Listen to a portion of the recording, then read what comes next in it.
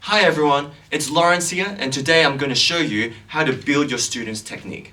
So let's get the camera closer first. When you first teach a student, you will notice they struggle to keep their fingers curved.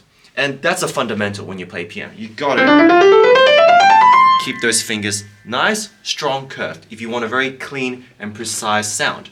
So what you can do with a young kid is you get them to put 5 fingers on the piano, preferably from middle C, touch 1 finger on each key, and just push down at the same time. Now you might notice some students, what do? They're gonna bend those fingers. So what you wanna do is tell them to think like a tiger. Think like a tiger. You can use other animals as well, maybe an eagle, whatever you want. Tell them to do this. Another way is to wrap your hand into a ball, wrap that hand around it over the knuckles, and tell them to slowly let go. That's a really fun and innovative way to tell your student how to curve.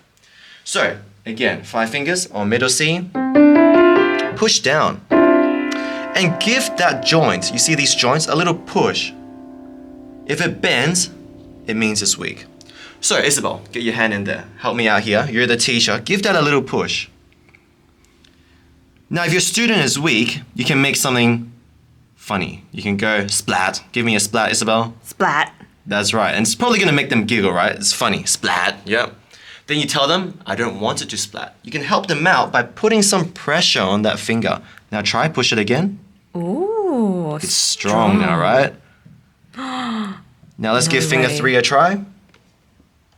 It bends, so we're going to say? Splat. Yeah. Say in the high-pitched voice. Make them laugh. Let's try again. Splat. That's pretty good. Yeah? So very charismatic the way you teach it. Now, give it another push.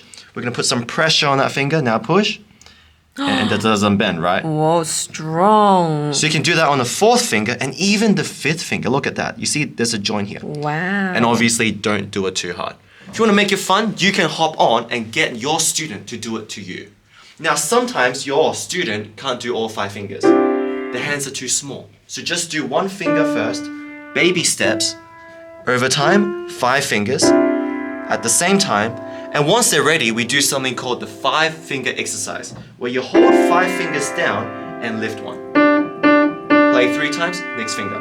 And you must do it without bending your fingers. If your young student struggles like this, they can't hold the other fingers down, you can help them out by pushing the other fingers down and lift.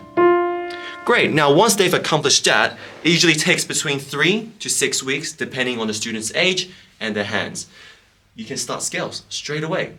So first, always introduce C major. Yep. So this is the AMEB book that we use in Australia.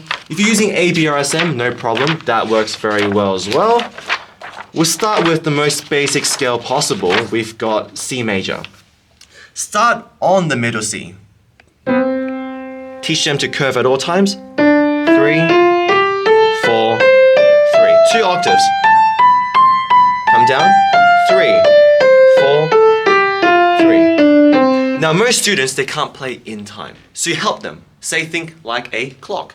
Tick tock, tick tock. As they play, hit each note clear, precise. What you want to prevent is that wrist from lifting too high. Keep it still. And you want to tuck that thumb, do you see it from that low angle, right underneath. Do not lift that hand high.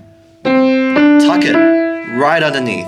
You can even play a crocodile game. You have to try to eat their thumb, and you're going to have to tuck right underneath. Tuck, tuck. Back down. Here, tuck that 3 right over. Avoid lifting your wrist when you turn. Keep it low and go over. Over. Over. What you're really trying to teach them is proper technique so one day they can go fast. You can't play fast with your wrist bouncing up and down. It just doesn't work. Get it clear. And of course you can make it fun as well. This is my eraser. Put that eraser over the wrist so then they won't lift the wrist when they turn.